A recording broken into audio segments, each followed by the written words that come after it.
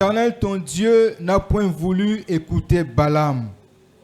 Et l'Éternel, ton Dieu, a changé pour toi la malédiction en bénédiction, parce que tu es aimé de l'Éternel, ton Dieu. Amen. Est-ce qu'on peut répondre? Suivez-moi, et on va faire un exercice. Mais l'Éternel, ton Dieu, n'a point voulu écouter Balaam. Et l'Éternel, ton Dieu, a changé pour toi la malédiction en bénédiction, parce que tu es aimé de l'Éternel, ton Dieu. Alors, nous voulons personnaliser le passage. Là où il y a le moins, tu mets moins. Là où il y a le toi, tu mets moins. Et ainsi de suite. On peut aller. Mais l'Éternel, mon Dieu, n'a point voulu écouter Balaam. Hein? Nous allons lire ainsi. Suivez. Mais l'Éternel, mon Dieu, n'a point voulu écouter Balaam. Et l'Éternel, mon Dieu, a changé pour moi la malédiction en bénédiction, parce que je suis aimé de l'Éternel, mon Dieu. Amen. Est-ce qu'on peut aller? Allons-y, 1, 2, 3. Mais l'Éternel, mon Dieu, n'a point voulu écouter Balaam. Et l'Éternel, mon Dieu, a changé pour moi la malédiction en bénédiction, parce que je suis aimé de l'Éternel, mon Dieu. Amen. On peut s'asseoir. Gloire au Seigneur. Je vous salue dans le nom puissant de notre Seigneur Jésus-Christ. Nous voulons rendre beaucoup d'actions de grâce à Dieu pour l'être, le mouvement et la vie. Nous voulons aussi célébrer la vie et le ministère de l'homme de Dieu, le révérend Paul Richard Pandi, avec qui on est ensemble pendant plusieurs années, plus de 3 décennies déjà. Que Dieu soit béni. Je vois dans la salle des hommes qui étaient enfants hier. Mais aujourd'hui, ce sont des grands hommes. Que le Seigneur les bénisse. Amen. Et à tout un chacun de nous, recevez mes salutations au nom de ma famille et au nom de mon église de la paroisse centrale Buisson Ardent. Amen. Amen. On nous a demandé par le révérend Paul Richard Pandi de parler sur la malédiction, donc de la malédiction à la bénédiction. Et nous avons pris les 2 passages là. Le jeudi, le Seigneur nous a fait grâce, nous étions là sous la pluie. Et aujourd'hui, je pense qu'on peut récapituler un peu et avancer et aussi terminer. Donc, soyons à l'aise pendant que nous sommes là. Le Seigneur va faire quelque chose de bon.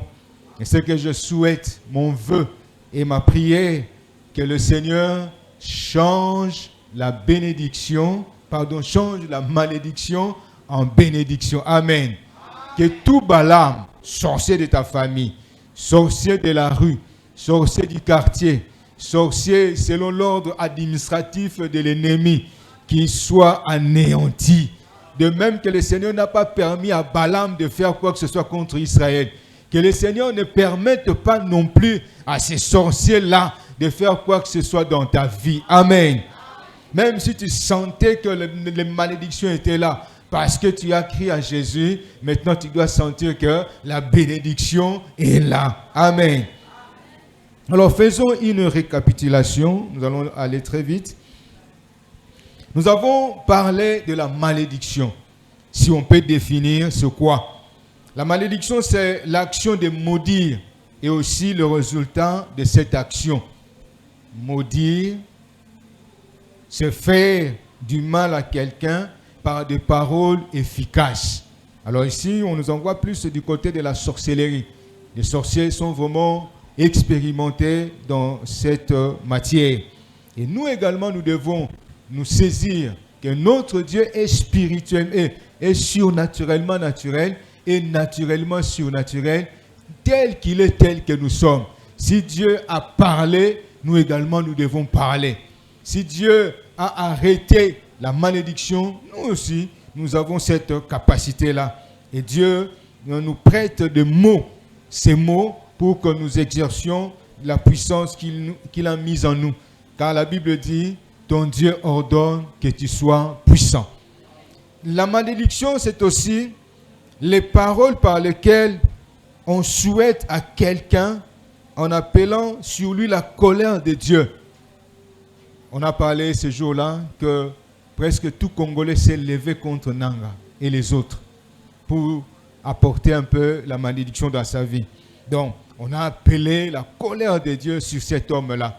J'ai vu sur la télévision nationale que les hommes de Dieu se sont réunis sur l'esplanade du palais du peuple et on a retiré toutes les grâces qu'on a prises par la prière qui ont affecté la vie de Nanga. On a retiré cela pour dire tu es devenu comme tout un vulgaire comme ça et la malédiction est sur lui. Nous parlons encore que la malédiction c'est un phénomène inexplicable qui entraîne la destruction. Parfois, il nous est difficile d'expliquer comment cela a commencé, comment cela peut se terminer. Mais Dieu étant au contrôle, nous voyons que réellement des hommes qui ont enfreint à la loi de Dieu, leurs vies ont été aussi compliquées parce que Dieu est juste. Amen. Alors, la bénédiction, c'est quoi? C'est l'action de bénir. Si la malédiction, c'est l'action de maudire, par contre, la bénédiction, c'est l'action de bénir. De consacrer au culte ou au service divin avec certaines cérémonies. Nous voyons que quand, ici, à l'église, nous sommes là pour bénir. Nous sommes capables de prononcer des paroles et de faire certaines cérémonies sur des objets. S'il y a acquisition des instruments, on vient comme ça, nous prions, nous bénissons les instruments pour les services de Dieu. Les enfants qui nouveau-nés, on vient pour la dédicace, ils sont bénis. Nous pouvons aussi faire le vernissage de l'année, la dédicace de l'année. Ce sont des bénédictions. Donc nous sommes là pour faire des cérémonies. Comme je viens d'entendre notre maman qui a prophétisé qu'au campus de Brazza, il faut qu'il y ait des cérémonies.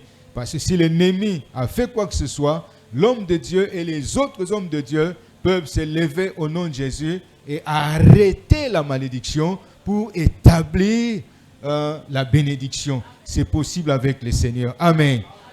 Voilà. Alors, la bénédiction sert à déterminer les conséquences d'un acte néfaste.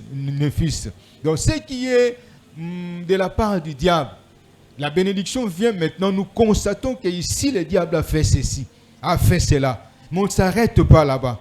Et maintenant, ce que nous devons faire, nous devons maintenant annuler la malédiction antérieure après avoir obtenu satisfaction. Donc, nous sommes capables, nous, de constater qu'il y a eu la malédiction sur tel endroit, sur telle personne. Nous balayons cela et nous établissons la bénédiction.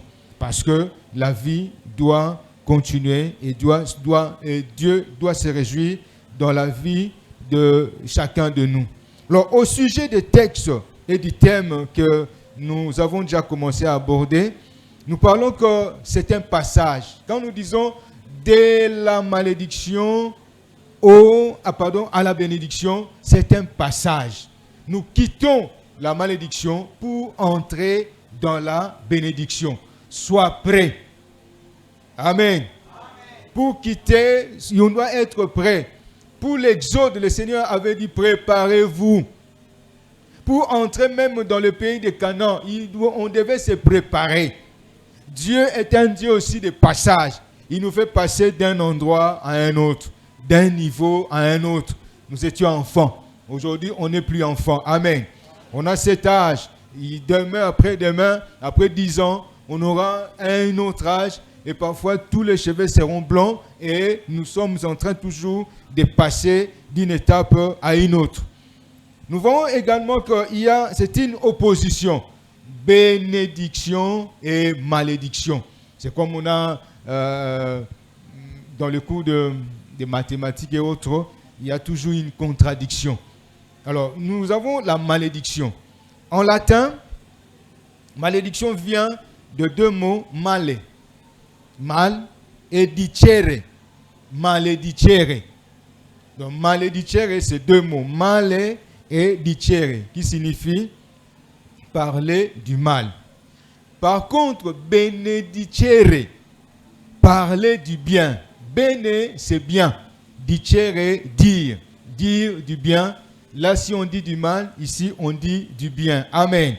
Si dans ta famille, le matin, tu te lèves, on dit que du mal. Ici, à l'église, tu peux venir tous les matins. On va te dire du bien. Et le bien va effacer le mal au nom de Jésus. Amen. Voilà. Maintenant, si vous écrivez malédiction et vous écrivez bénédiction, vous trouvez que malédiction, c'est 9 lettres. Bénédiction également, 9 lettres. Vous allez même dans malheur, 7 lettres. Bonheur, 7 lettres. Simple coïncidence. Que Dieu soit béni. Amen.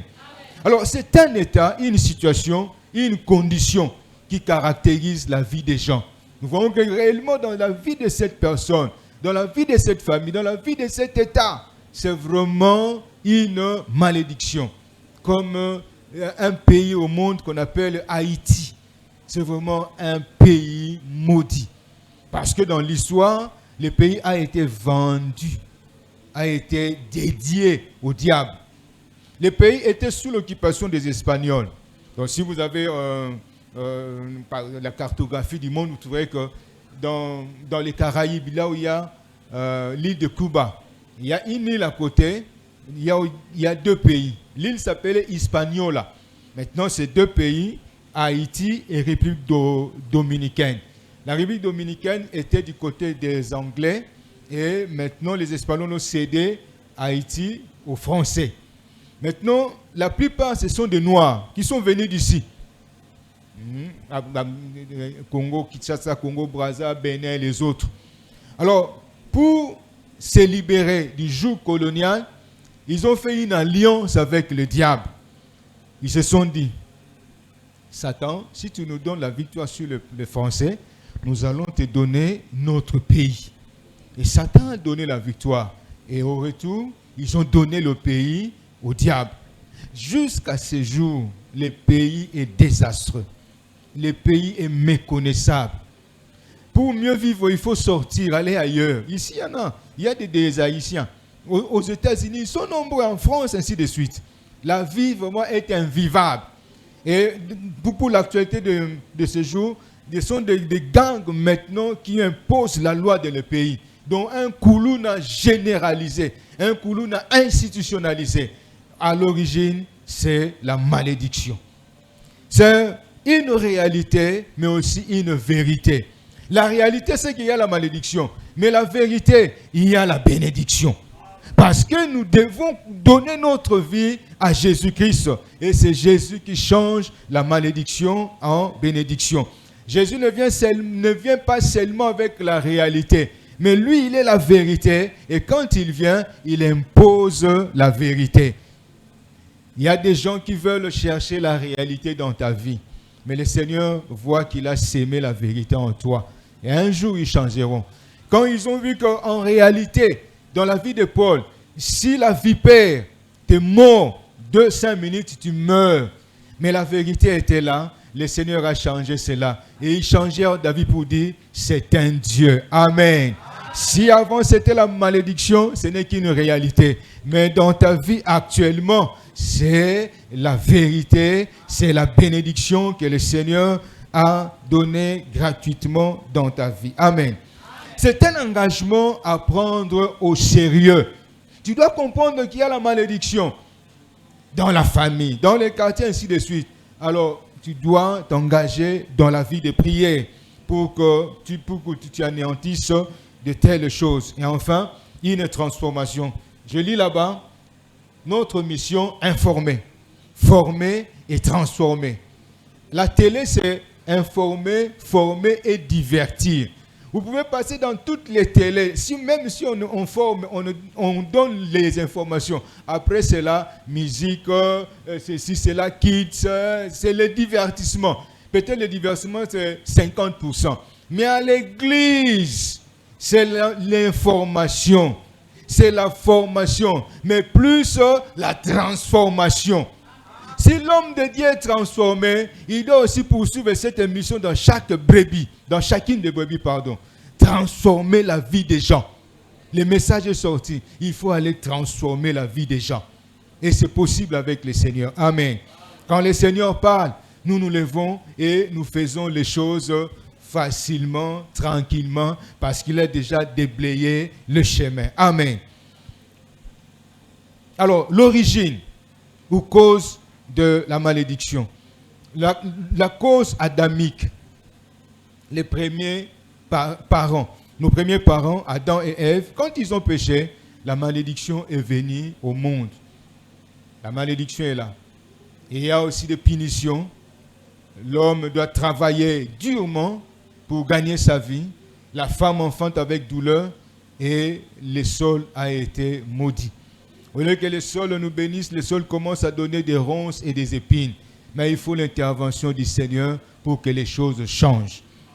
Nous, ici, nous avons un peu une bonne végétation. Ailleurs, c'est le désert.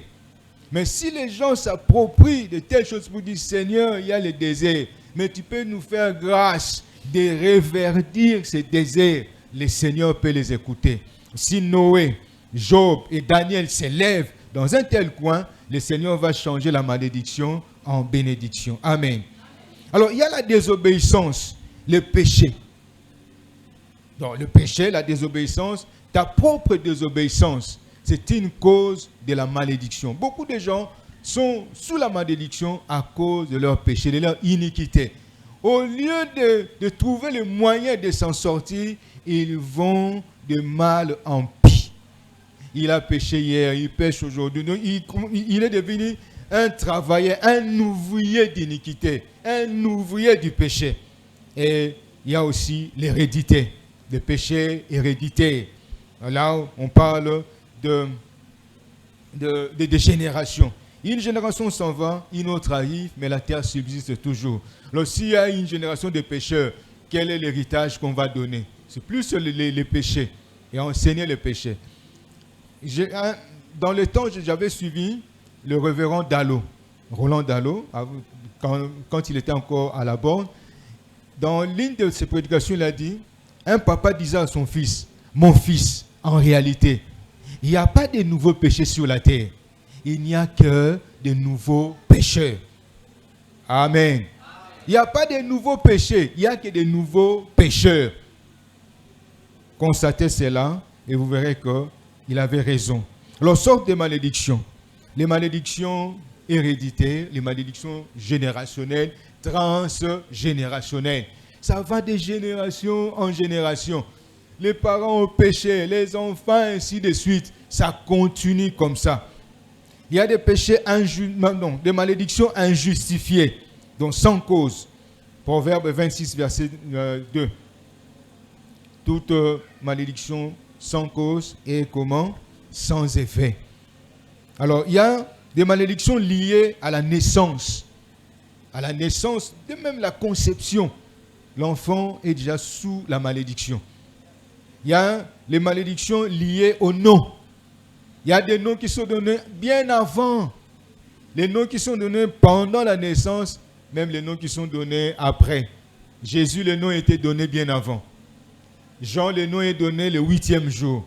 Quand le nom est donné, son père qui était muet, il commence à parler. Amen. Il y a un mystère, il y a un esprit derrière tout nom. Alors, n'allez pas donner des noms comme ça.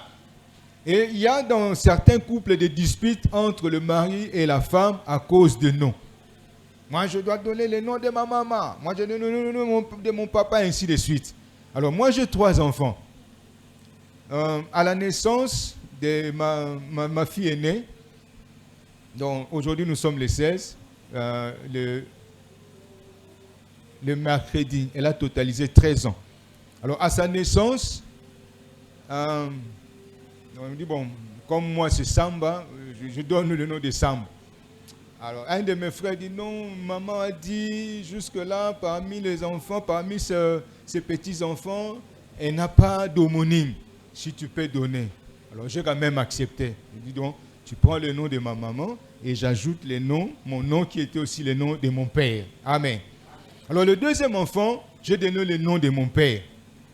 Le troisième, je dis à ma femme, bon, je donne le nom de mon père, toi tu ajoutes le nom de ton père comme post-nom. On a un peu équilibré les choses. Amen. Alors, voilà. Mais nous, donc, le score est de 2 à 1, bien de 2,5 à 0,5. Mais quand même, il y a un peu d'équilibre. Amen. Alors, n'allez pas en faire de problème.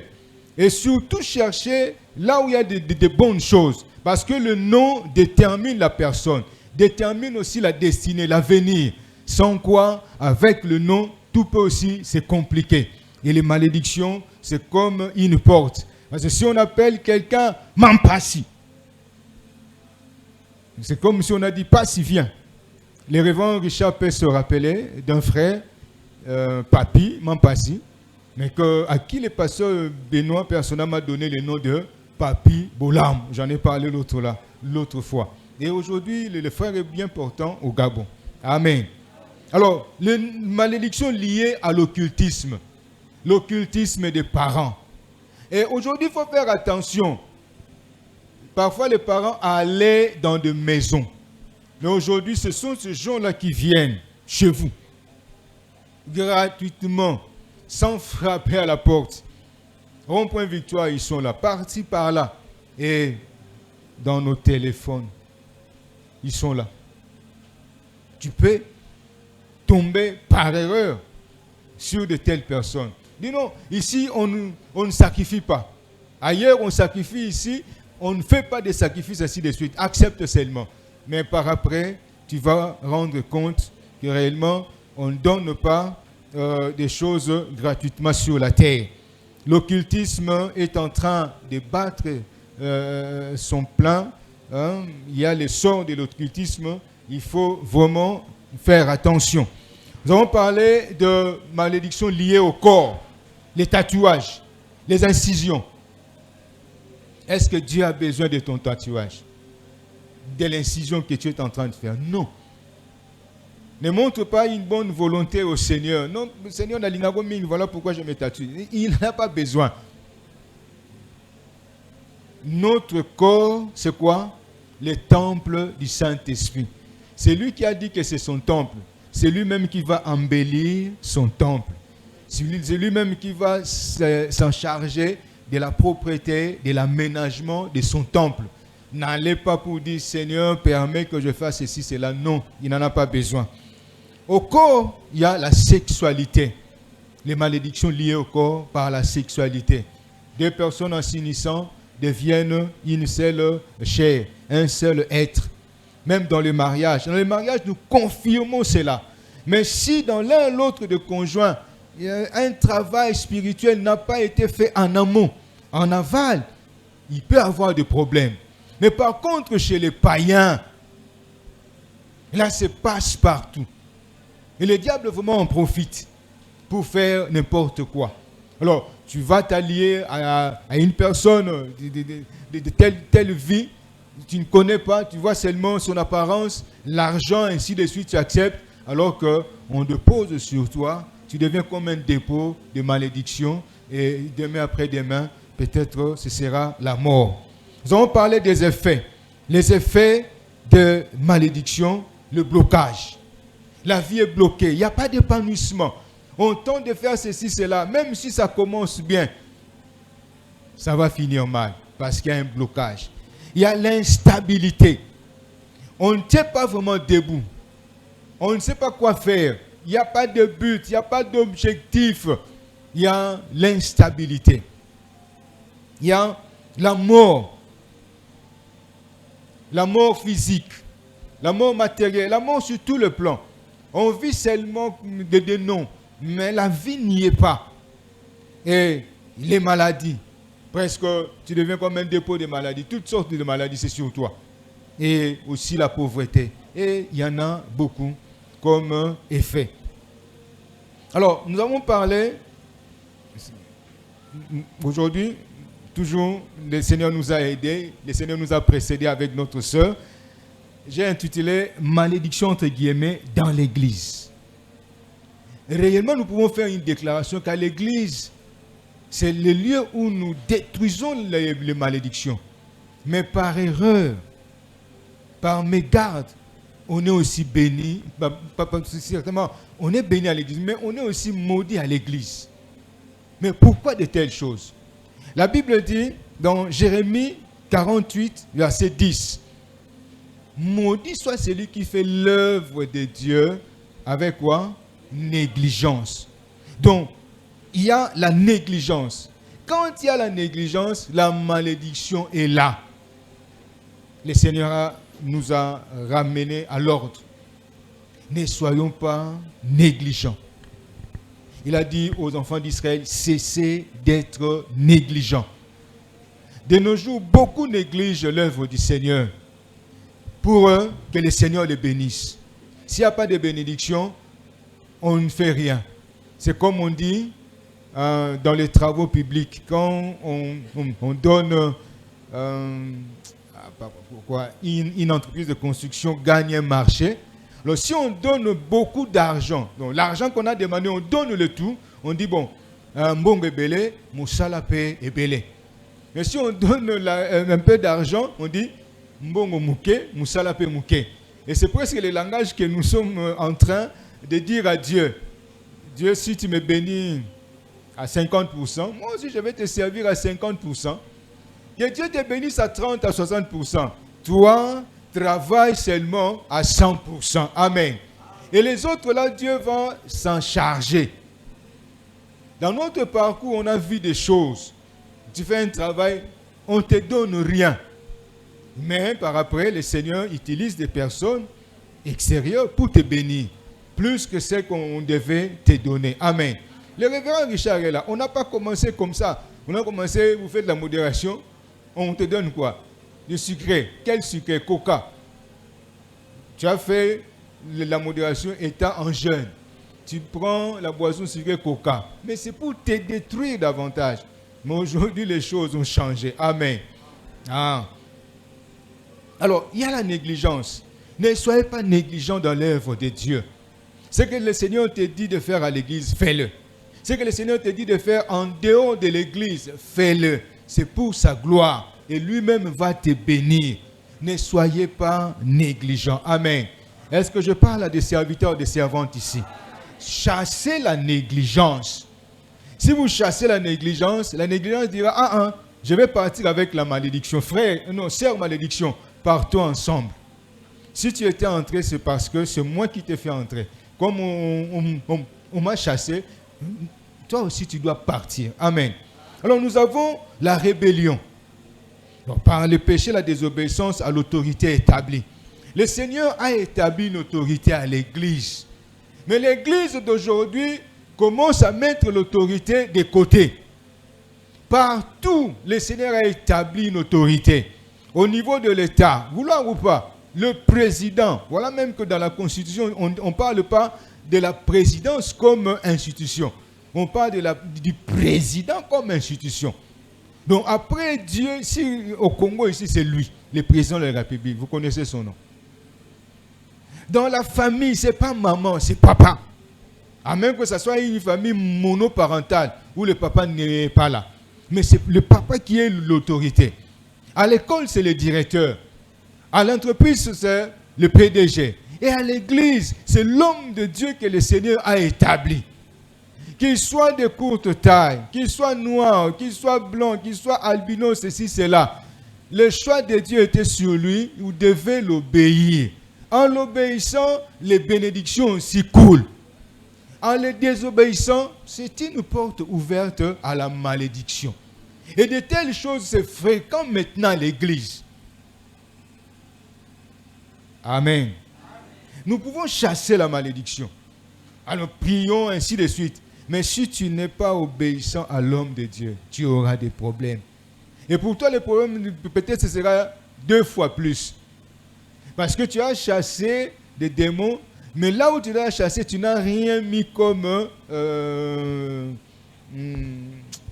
vide était là, tu n'as pas comblé. Mais comme quand ils vont rentrer, ils vont... ça s'appelait, venez, là il y a un bon job à faire là-bas. Et quand ils viennent, donc, ta situation change de mal en pis. Et troisième, c'est la modernité.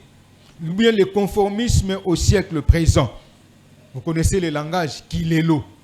Le Kilelo n'est pas dans le christianisme.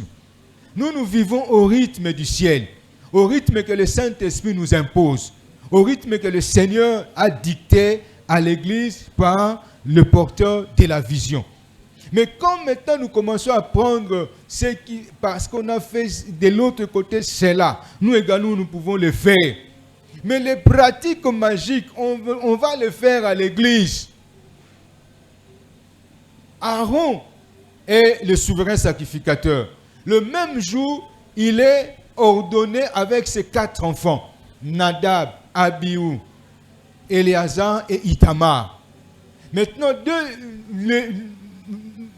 les 2 autres, Éléazar et Ithamar, sont restés dans la ligne droite du Seigneur. Abihu et Nadab ont apporté le feu étranger. Et ils sont morts dans leur maison. Amen. Non, ils sont morts au temple, comme Ananias et Saphira. L'église n'a pas besoin de Kilelo. Amen. Ce que nous devons faire, c'est la volonté de Dieu.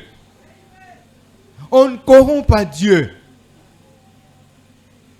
C'est comme des gens qui disent, ah, je vais corrompre Dieu pour que j'entre au ciel. Tu te trompes. Répands-toi. Donne ta vie à Jésus. Amen.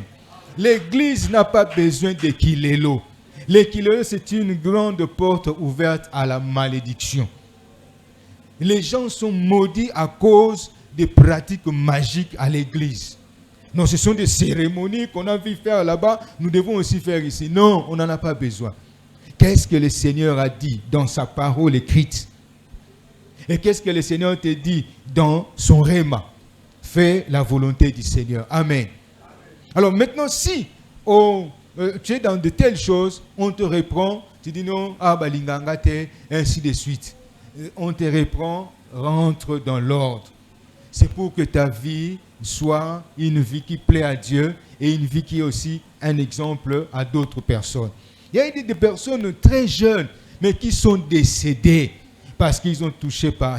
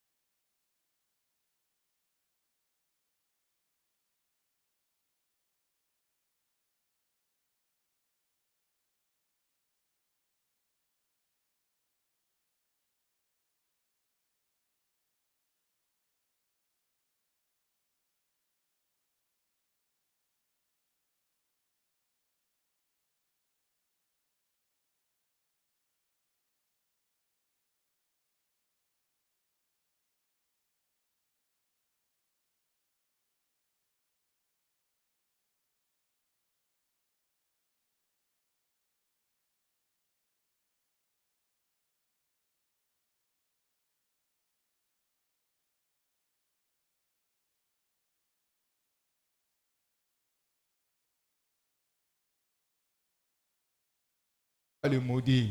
Parce que c'est lui qui a dépassé les bornes. Maudit soit celui qui déplace les bornes. Nos voisins, la plupart des fois, nous en avons 9, ont essayé de déplacer les bornes. Et nous sommes en droit de les maudire. Et cette malédiction sera avec effet. Donc tout ce qui se passe à l'est de la RDC, nous sommes en droit de nous lever, comme les 6 tribus d'Israël, sur le mont Ébal, et prononcer des malédictions. Et cela sera avec effet, au nom puissant de Jésus. Parce que nous avons cette grâce, nous pouvons aller des Bâles à Garizim, nous pouvons aussi aller sur Golgotha. Et le Seigneur va nous accompagner. Maintenant, sur le mont Garizim, c'était 6 tribus. Elles devaient prononcer de bénédictions. Donc, tu peux prononcer des malédictions de ce côté et prononcer la bénédiction de l'autre. Quelqu'un vient te chercher des problèmes. Tu peux le maudire.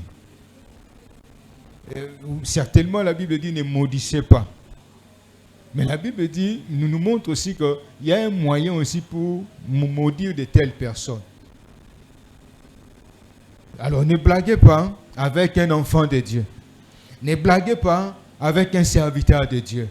Alors ne vous laissez pas berner par qui que ce soit. Vous pouvez manifester la puissance que vous avez par la parole. Et ce sera avec effet. Et on va vous craindre que réellement c'est un intouchable. Amen. Alors, de tout cela, nous pouvons dire, on annule la malédiction par la bénédiction. Tout ce qu'on peut faire, si le diable n'attend pas de paroles de bénédiction, il va s'accrocher à la malédiction. Mais quand il entendra, lui et ses démons et les autres esprits, qu'il y a des paroles de bénédiction, ils ne vont pas résister. C'est comme les ténèbres et la lumière. S'il y a les ténèbres, quand il y a la lumière, les ténèbres doivent s'enfuir. Alors s'il y a la malédiction, quand la bénédiction est là, les choses doivent changer. Amen. Alors allons-y très rapidement. Nous disons, dans le verset 14, on nous dit, verset 14, afin que la bénédiction d'Abraham ait pour les païens son accomplissement en Jésus-Christ, la bénédiction d'Abraham, le père de la foi. La bénédiction est venue à Isaac, à Jacob, le patriarche. Mais quand Christ est venu, maintenant il devait donner à qui que ce soit. Quiconque vient à lui a droit à la bénédiction d'Abraham. Donc comme vous et moi, nous avons droit à la bénédiction d'Abraham. N'allons pas chercher par-ci, par-là. Non, là où tu es, crois à la parole du Seigneur. Cet thème est venu pour nous réveiller davantage, pour nous ramener dans la parole du Seigneur, que le Seigneur a tout arrangé. Ce n'est que nous maintenant de prendre cela, de nous approprier cela. Alors, ces bénédictions sont d'ordre spirituel. Elles ne s'arrêtent pas seulement à être spirituelles. L'Esprit promis est là. Le jour de la Pentecôte, comme bénédiction d'Abraham, l'Esprit était là. Et l'Église devait commencer. Mais l'Église devait vivre. Alors, à la bénédiction spirituelle, devait avoir aussi des bénédictions physiques. Des hommes et des femmes qui donnent leur vie à Christ et qui sont en très bonne santé. Maintenant, ils commencent à travailler. Les 3000 personnes qui étaient sauvées le jour de la Pentecôte, des gens s'ajoutent chaque fois à l'église. Il y a la bénédiction financière. On a besoin de finances à l'église. Dieu donne des libéralités. Dieu fait des générosités. Il y a des hommes et des femmes qui ont beaucoup d'argent, mais ils savent que leur argent, pour eux, ils ne sont que des intendants. Ils ne sont que des gérants du Seigneur. Si le Seigneur dit, prends ceci, va donner là-bas, il s'élève promptement et il va donner. Parce qu'il comprend qu'il est passé de la malédiction à la bénédiction. Et cette bénédiction, c'est pour lui, mais c'est aussi pour les autres. Parce que Abraham, Dieu lui a dit, je te bénirai. Mais Dieu ne s'était pas arrêté là. Il a ajouté, je ferai de toi une source de bénédiction. Si notre père Abraham était une bénédiction, une source de bénédiction, nous aussi, nous devons être une bénédiction et une source de bénédiction pour l'Église et pour tout un chacun. Amen. Et aussi les bénédictions matérielles. Si nous voulons que les choses changent, c'est à nous maintenant de comprendre et d'ouvrir notre cœur, de donner ce que le Seigneur a mis en nous, de partager aussi aux autres. Alors, ceux qui détiennent la bénédiction, Dieu est le Dieu éternellement béni. C'est lui qui bénit. C'est lui qui décide de la bénédiction. Amen. J'entendais dans mes oreilles, au conseil divin, il y a quelque chose qui se passe concernant ta bénédiction. Je partage cela. Je dis à quelqu'un, au conseil divin, il y a une réunion pour que la bénédiction spirituelle, matérielle, physique et financière soit réellement vécue dans ta vie au nom de Jésus. On t'a combattu, mais tu as un bon cœur. Si tu es béni, c'est pour que les autres aussi soient bénis. Qu'il plaise à Dieu d'ouvrir les écluses des cieux et de répandre cette bénédiction. Amen. Alors, cessons de nous faire des illusions, ceci, cela. C'est Dieu qui a la clé ou les clés de notre bénédiction. Nos parents, obéissez à vos parents et vous aurez une longue vie. C'est une bénédiction. Il y a des familles, c'est là, les gens, pour eux, la vie c'est 30 ans, 40 ans, 50 ans. Alors que les plus jeunes, c'est 70, 80 ans. Et pourquoi pas 100, 120 ans? Et on s'arrête là. C'est Dieu qui donne la vie. Alors, nos parents. Nous avons aussi l'Église. L'Église peut se décider de bénir les gens. Et les gens sont vraiment bénis. Nous allons en parler. Alors, comment être béni? Bien, comment obtenir la bénédiction? Comment accéder à la bénédiction? Nous parlons de la malédiction à la bénédiction. Nous venons de montrer ce que c'est la bénédiction et la malédiction et ses contours. Maintenant, nous parlons de la bénédiction. Alors, comment accéder à cette bénédiction? Peut-être que nous allons terminer par là. La foi en la parole de Dieu. Logos et Rhéma. Ce que le Seigneur a dit et qu'on a écrit. Ce que le Seigneur a écrit dans ton cœur. C'est là ta bénédiction aussi. Le Seigneur, pour bénir, il vient avec la parole. Il appelle Abraham. Abraham accepte. Il s'en va. Il a béni. Mais comme ça, cela ne s'est pas encore matérialisé. Le Seigneur commence à nous bénir d'abord spirituellement. Et avec le temps, cela va prendre corps dans nos vies. Que toutes les bénédictions spirituelles commencent maintenant à être accompagnées par des bénédictions matérielles. Et aussi par des bénédictions financières. Quelqu'un peut dire Amen. Ah. Nous avons la prière d'appropriation, d'acceptation, de possession. Tu dois faire de telles sortes de prières pour dire je m'approprie de mes bénédictions.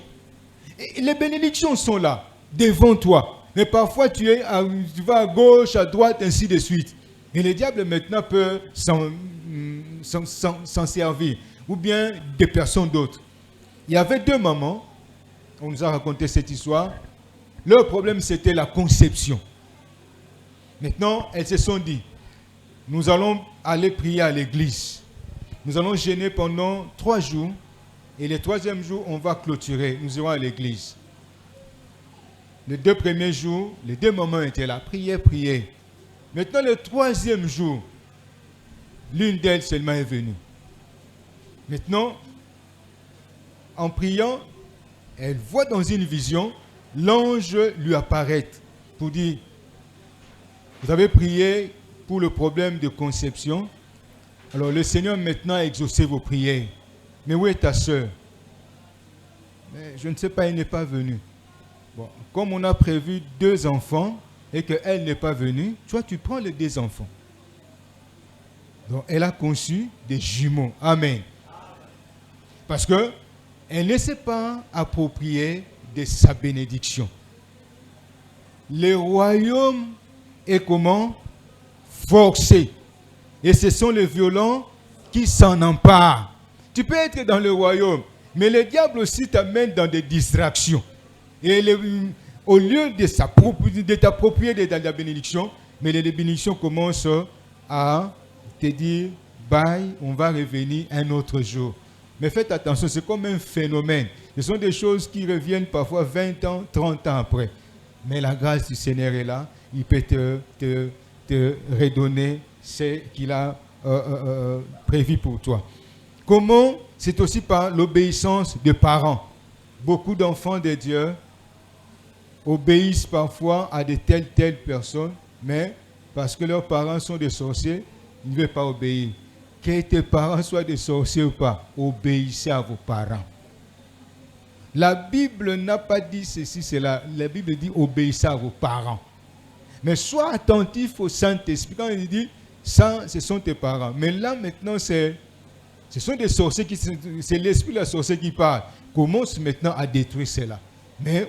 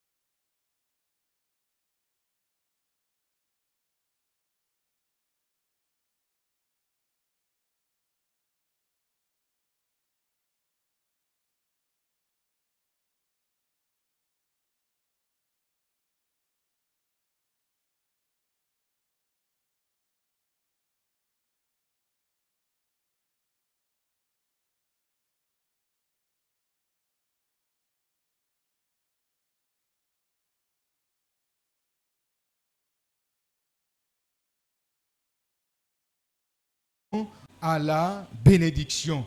Là où parfois les parents n'ont pas pu faire quelque chose, les amis ont essayé, mais en vain.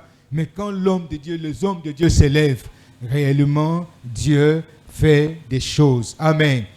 Je bénis le Seigneur pour ce que notre sœur a dit.